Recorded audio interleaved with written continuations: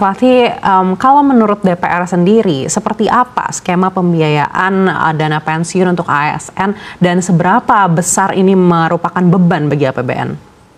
Ya, sebetulnya ini kan sudah dialokasikan terkait dengan pembayaran pensiun bagi PNS dan juga TNI Polri yang sudah purna kan gitu. Jadi kalau disebutkan ini sebagai membebani APBN, ya tentu ini adalah bagian dari pengeluaran rutin gitu. Baik, tapi apakah skemanya selama ini cukup membebani APBN dan skema apa yang mungkin menurut DPR ini lebih tepat?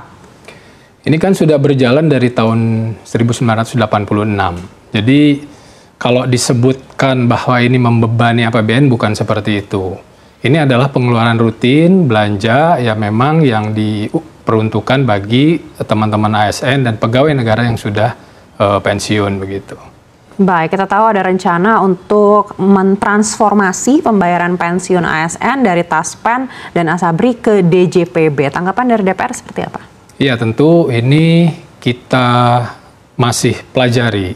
Kita sedang lakukan pendalaman. Kemarin kami lakukan rapat Dirjen Pembendaraan dengan Taspen dan juga DPR RI. Kita lakukan pendalaman, kita lakukan evaluasi kan gitu, sehingga kedepannya diharapkan akan ada model yang lebih baik, lebih efisien, dan juga khususnya bagi penerima manfaat itu bisa lebih optimal lagi. Baik, seberapa besar sih sebenarnya dampaknya untuk APBN kalau ternyata ada skema yang baru ini?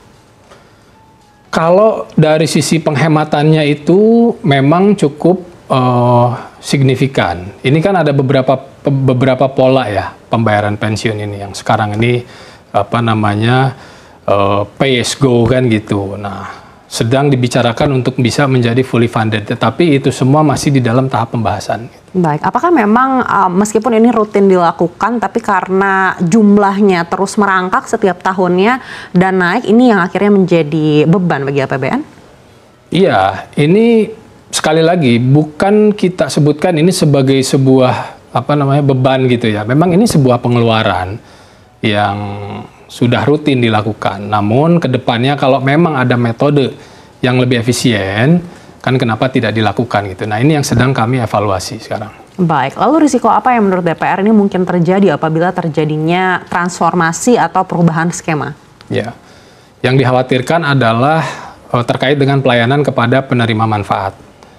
Kita ketahui bahwa Taspen ini kan sudah cukup lama dan berpengalaman di dalam mengelola pensiun kan gitu, dan juga pelayanan masyarakat ini pensiunan kan tahunya ini sekarang sudah terbentuk gitu pola yang sangat lama lah, hampir 40 tahun kan gitu. Nah, sekarang dikhawatirkan bila mana ada perubahan ini yang akan menjadi permasalahan gitu. Sekali lagi yang kita harus pikirkan adalah upaya efisiensi ini harus pada akhirnya memberikan manfaat bagi orang-orang ataupun para penerima manfaat yang pensiun. Baik, kita tahu Taspen dan Asabri ini sebelumnya juga membuat kepercayaan masyarakat ini sedikit berkurang begitu terhadap institusi itu begitu. Tapi kalau memang nantinya akan dialihkan ke DJPB, DPR sendiri melihat kemampuan DJPB seperti apa, apalagi juga dengan mungkin pegawai yang ada di dalamnya begitu. Apakah juga bisa